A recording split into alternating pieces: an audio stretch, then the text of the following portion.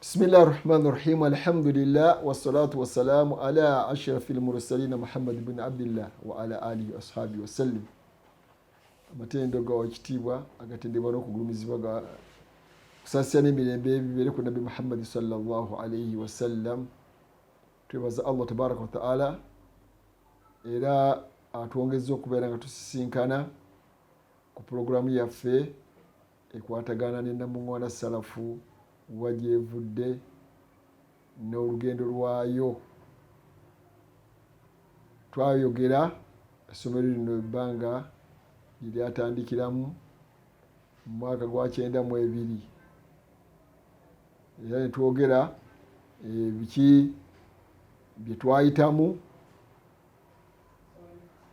n'entambula yaabyo mpola mpola na wano we tutuuse olwaleero. Era nitugenda mu maaso n'okubeera nga twogerako nga bizibu ki bimu ku bye twasanga nga tutandika nga twejjukanya mu kaseera we twabirimu byali tebirabika ng'ebizibu, naye oluvannyuma lw'okutuuka eno emitala twalaba nga byali bizibu by'amaanyi nnyo byetutayagaliza bannaffe kubeera nga babiddamu. Mu byo bitwasanga twalina challenge naddala ku ttaka awakolebwa emirimu gy'obusiraamu, ate ekyo nga tukizudde nga kiri common buli wamu mu basiraamu nti amataka gaffe naddala abantu be baleeta bakolereko emirimu, bawalimu, bazinyi, bagatuwambyeko. Challenge yali y'amaanyi nnyo okusobola okubeera nga tukkiriza bannannyini, okukkiriza abakulembeze abaaliwo mu kiseera ekyo okutukwasa ebifo ebimu tubeere nga tukolako emirimu gy'obusiraamu. Kyatukaluubirira naye netugenda nga twogerako mpola ekyali kisobose, ne bagenda nga bazaako ebintu ebimu mpola mpola Allah bye yabasobozesa, emirimu ne gibeera nga gitambula mu maaso, ne gigenda mu maaso mpola mpola. Ebizibu ebirala byetwalina okubeera nga bwetusomeseza ddala classroom nga nazo teziriiwo, twakyogerako ne ku mulundi guli, kubanga classroom gwali nga muzikiti ate nga abasiraamu balina okusaala, ate baana bano bato kakati bajjanga okusaala ne bagusanga nga mukyafu. Ekyo nakyo ne kibeera nga kizibu.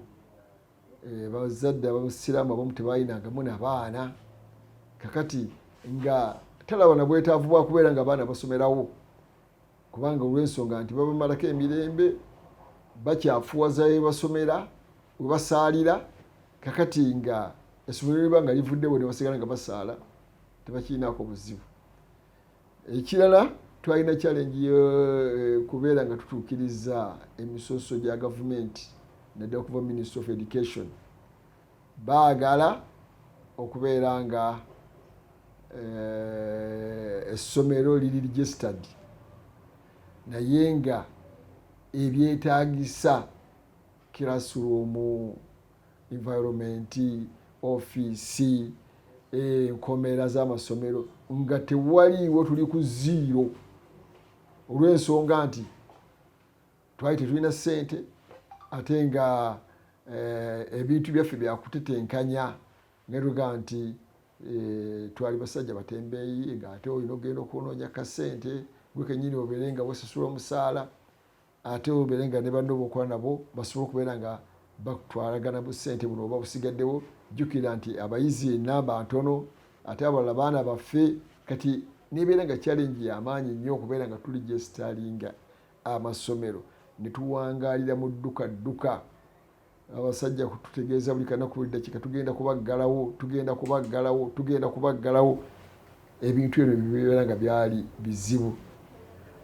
Ku sayidi y'okuzimba nti twalinanga obuzibu olw'ensonga nti tewali ssente, nga twekanga nga ffe kennyini twekwatiddemu. Era nzijukira oluusi twabeeranga mu meeting, waliwo meeting zimu zitwatuukanga ne tubeeramu n'abantu nga 3, headmaster, head teacher, teacher Sala, ne bakadde baffe bano bahajiri Allah be yajjulula nga tuli mu meeting naye ng'ate eno olina okukola emirimu ng'olina okwokya ttanuulu kati nga eno oli mu ttanuulu oyokya ate ng'oli mu meeting mu makkati kati ebintu byonna bino ngo bitambuliza watya bitambuliza wamu nga olw'ensonga nti naawe kaseera kolina okubeerawo ate ne meeting ebeere ng'ekola ki ng'egenda mu maaso okutwala emirimu gy'essomero kati ng'ebyo ne byonna bikolebwa naye nga bikolebwa mu bugubi olw'ensonga nti tewali ssente zijja kutambuza bintu ebyo era ebintu ebisinga ffe kennyini twabikozesa n'emikono gyaffe era tufunako n'abantu abamu ab'omwoyo gw'eggwanga nga bali mu bazadde nga abaagaliza obusiraamu kugenda mu maaso nga tukwata ettaka ne tuba obudongo ne tubaga emmuli kati bwe twabaganga emmuli ne tubeera nga tuteekamu ettaka ne tuzimba kiraasi era nga ne foomu ezo tugenda ne tugula embaawo ne tufuna emisumeeni n'ogenda wali bakapenta n'ofunayo engeri knowledge katono nti bino ayinza bikola atya oba oluusi twalinanga bannaffe ne bajja naddala bakapenta abo nakolerako omulundi gumu oguddako gwe n'okoppa notandika okwekolera gwe kenyininyini olw'ensonga nti abaana tebalina bajja kukola ki bwe bagenda kutuula nga kirasi zigenze zikola ki eyo naye ba challenge y'amaanyi twafuna challenge mu basomesa nti mbasomesa waliwo kirasi zagenda nga zeeyongeddemu awo tutuuse mu pifu awo naye nga abasomesa nga si bangi nga boolaba ku mulundi guno olw'ensonga mwabeeranga ku ssomero nga abasomesa abayizi babawaddeyo naye nga abasomesa ate nagamba ngenda kusoma kakati omusomesa bwe yagendanga okusoma bagenza okusoma ebyo emisomo gyabwe egy'obusomesa kati okufuna omulala n'osanga obuzibu neweekanganga naawe mu kirasi ogiyingidde oyambeko naye nga oluusi kyoyambako nakyo butuufu toli mutendeke mu kyo nebeera nga challenge y'amaanyi okubeera nga osomesa abaana b'eggwanga basobole okubeera nga bavuganya kubanga mu kiseera ekyo twalinawo amasomero agaali ag'obuvunaanyizibwa getutunulako nga gakola bulungi nga naffe twandyagadde tukole nga bwe gakola naye ng'obuzibu bwe tulina nti tetulina ssente okufuna abasomesa abalungi naye nga nebadde ffe batugamba mufune abasomesa abalungi naye nga bwe twabeeranga n'omusomesa omu naddala head teacher yatuyambangako nnyo ebiseera emu abasomesa bye baleetanga oba kirasi za wansi olata senior 2 ate n'abagwako okubeera nga abatendeka ebikwatagana n'obusomesa bibali supposed okusomesa mu kirasi era nga alwanagana nnyo n'abasomesa abo nedda oluusi nga abasomesa nti ku kigambo kya spelling abamu tebaziteekako nga birowoozo baziwandiise tusomera mu muzikiti kati baziwandikanga mu muzikiti ate abasiraamu abamu abayivu ne bajja ne baziraba nga nkyamu daga ate spelling zemwawandiise zino nga tezinfu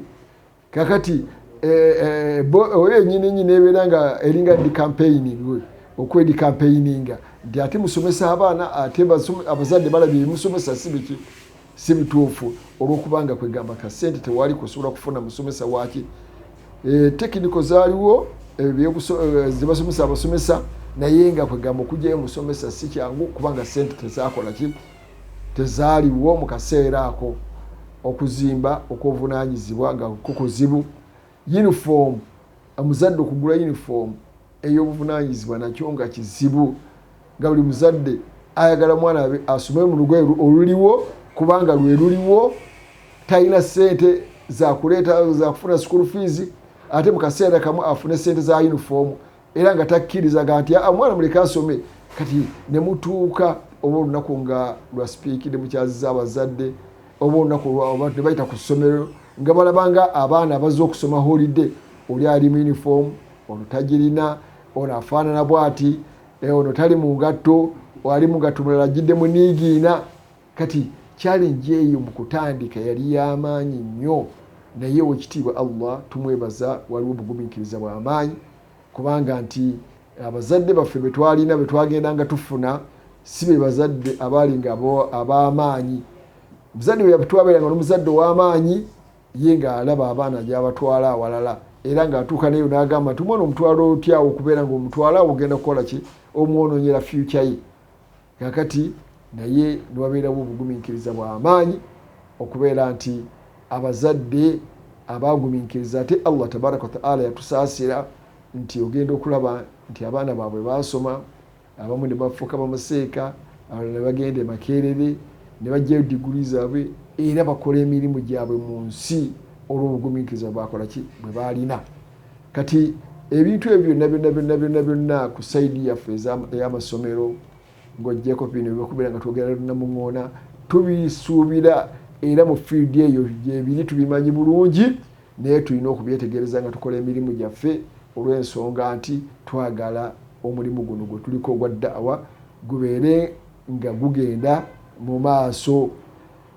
Challenge twalina endala ye staffu yeyali yeetagisa nga nnene etya nti jjukira twali tusomesa ebintu bibiri,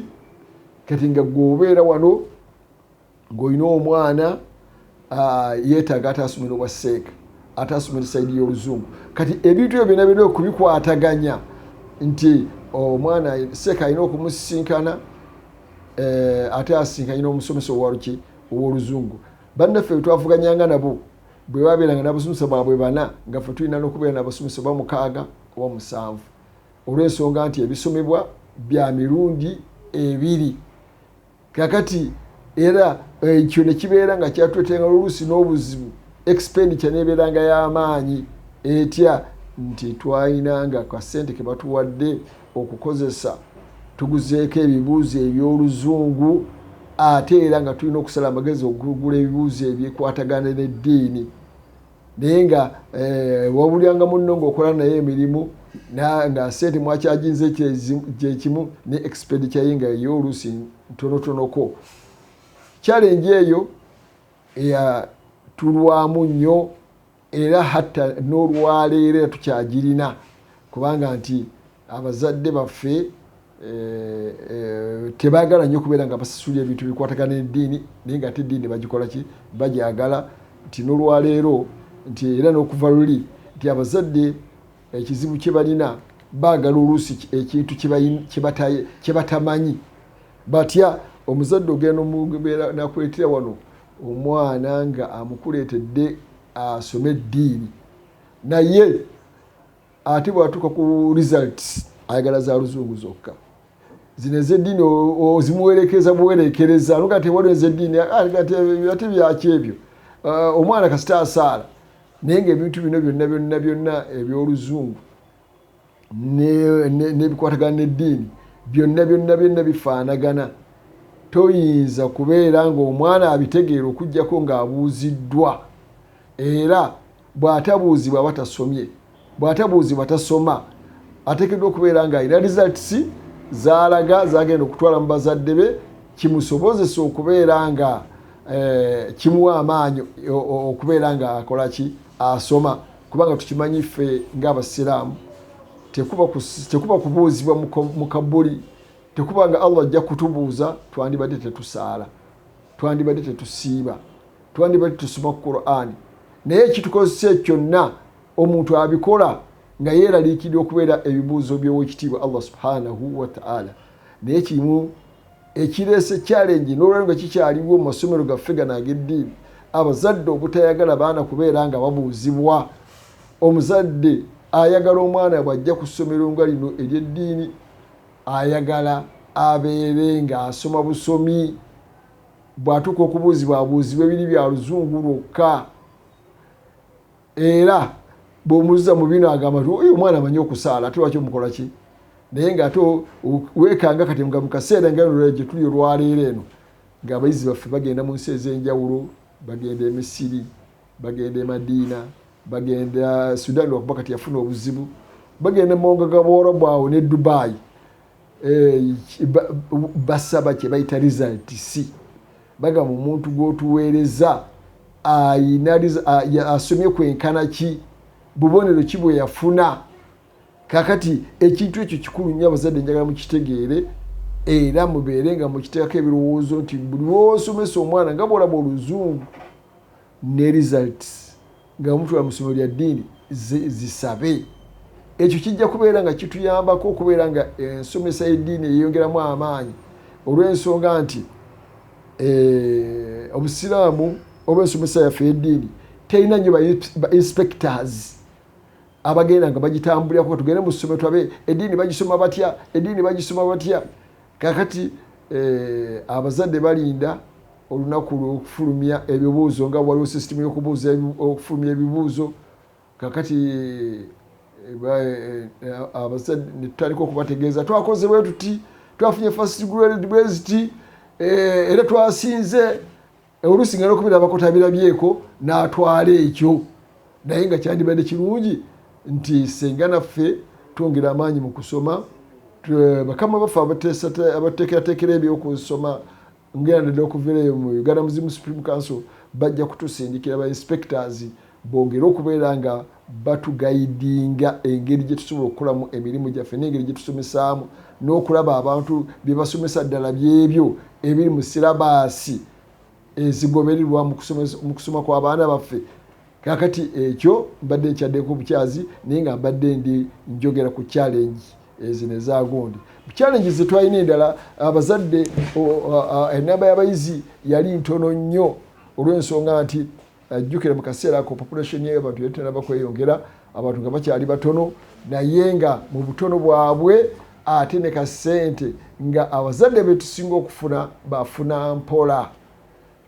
mpola oli ng'aleeta omwana ng'omwogereza n'amukuwa. Kakati omuntu gw'oyogereza oluusi omusanze mu maka ge n'omumatiza akuwa omwana, kakati ate nekituuka ekiseera n'ogamba nti komugobe school fees adde awaka. Kyali nga kizibu nnyo okubeera nga omuzadde akomyawo omwana era bwe yafunanga akasente Allah n'amusaasira n'akafunako ng'agenda walala.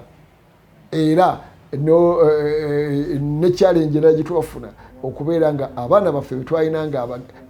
twafunanga abaana era basirolana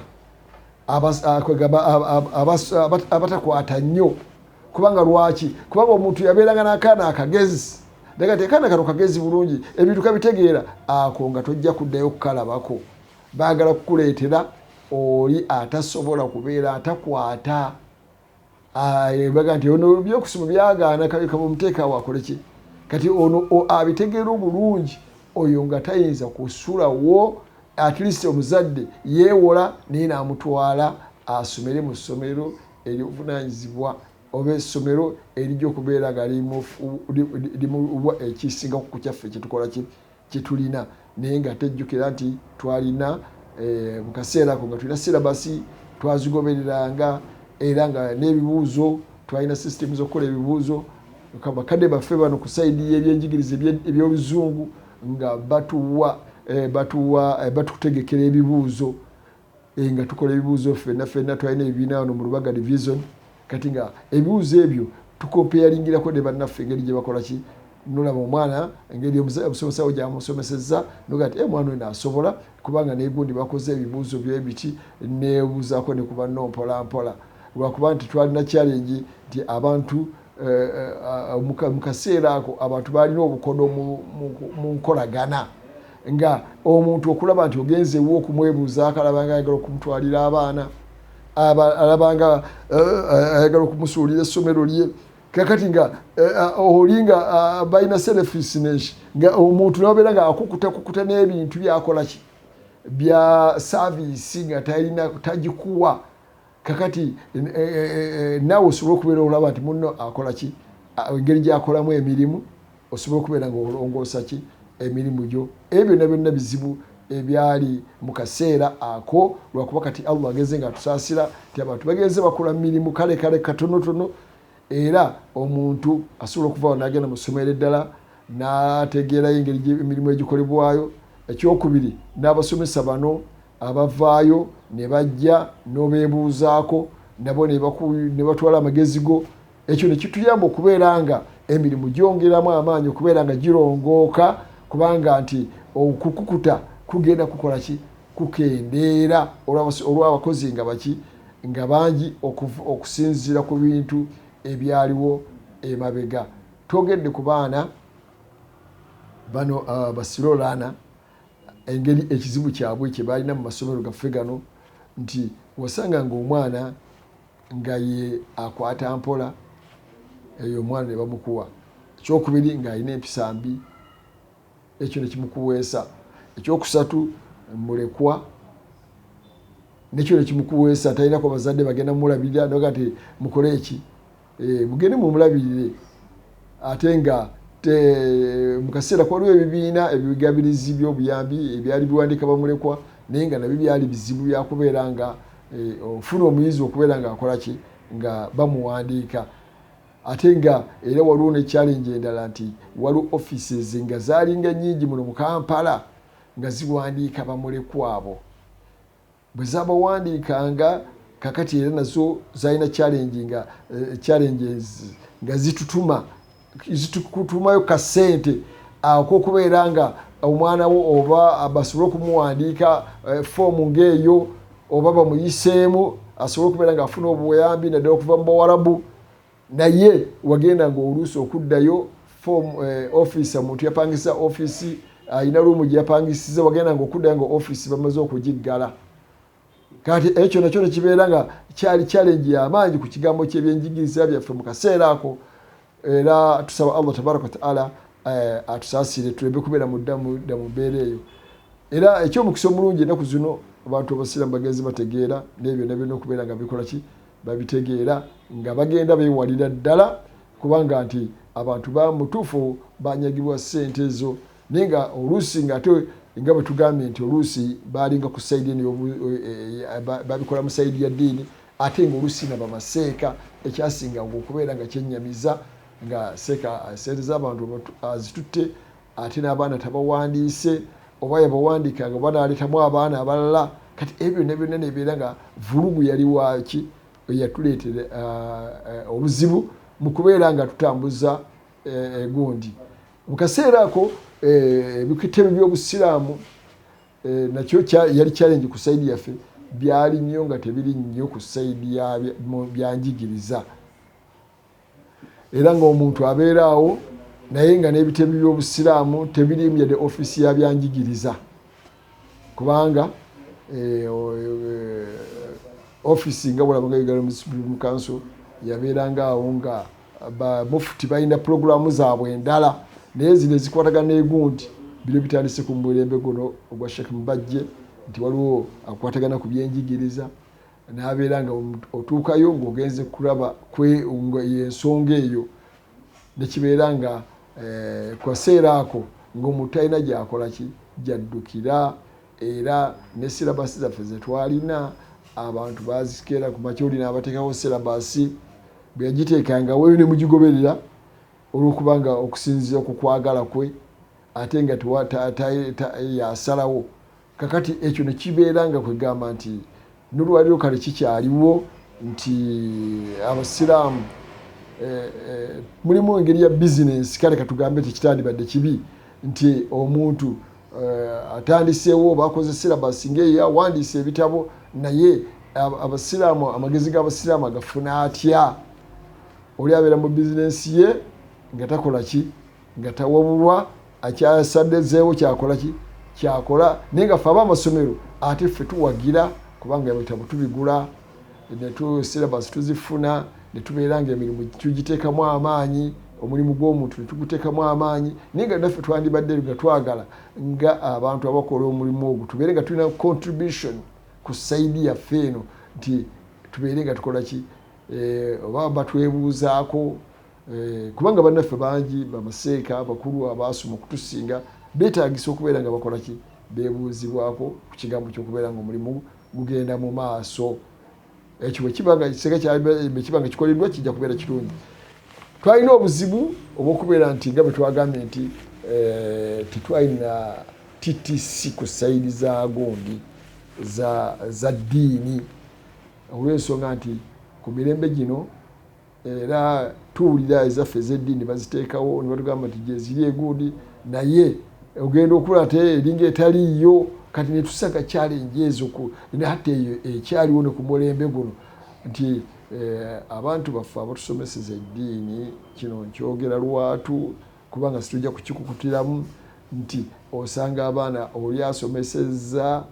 okusinziira nti oba amaliriza senior 4 ey'oluwala ey'eddiini, oba amaliriza senior ey'omukaaga ey'eddiini, oba amaliriza P7 ey'eddiini naddala mu byalo eyo kubanga otuuka mu byalo ate nga yo kiri waasi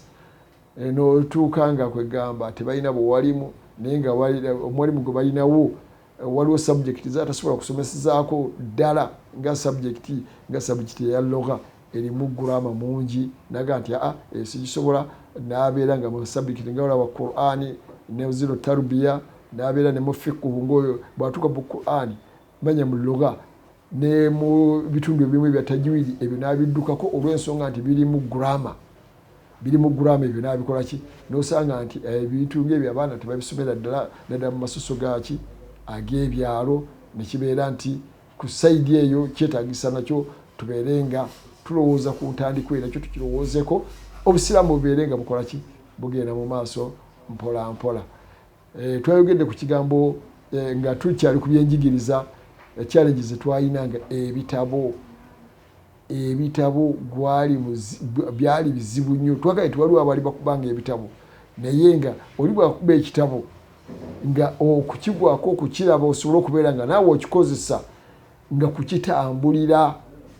kati nga ekkubo eryalingawo eryanga oluusi lyaliringa lya photocopy naye ng'omuntu alina ekitabo kye oluusi nga takkiriza kubeera nga atakiwa munna abigenda akibeere nga akikola ki akikola mu photocopy ekitabo kijja kukola ki kijja kubula olw'ensonga nti ebitabo byali tebiriiwo. Ebitabo byetwafunanga mu kaseera ako byalinga bingi nga biva mu mawanga g'Abawarabu naye nga tusanga nga ate biri waggulu musitabo gwa waggulu n'osanga nga batuwadde ebitabo okuva e Saudi Arabia batuwadde ebitabo okuva e Misiri ogenda okubituukamu nga neseekayo kenyi tasobola bikola ki kubisomesaamu. Kakati bw'aba nga tasobola kubisomesaamu bali tasobola kubisomera kubitegeera tajja kubisomesa. Kakati nga ate awo ngambye nga bwe ndagambye nti abawalimu baali batono okufuna omuntu atajja okusomesa abasomesa bo nakyo nga kizibu.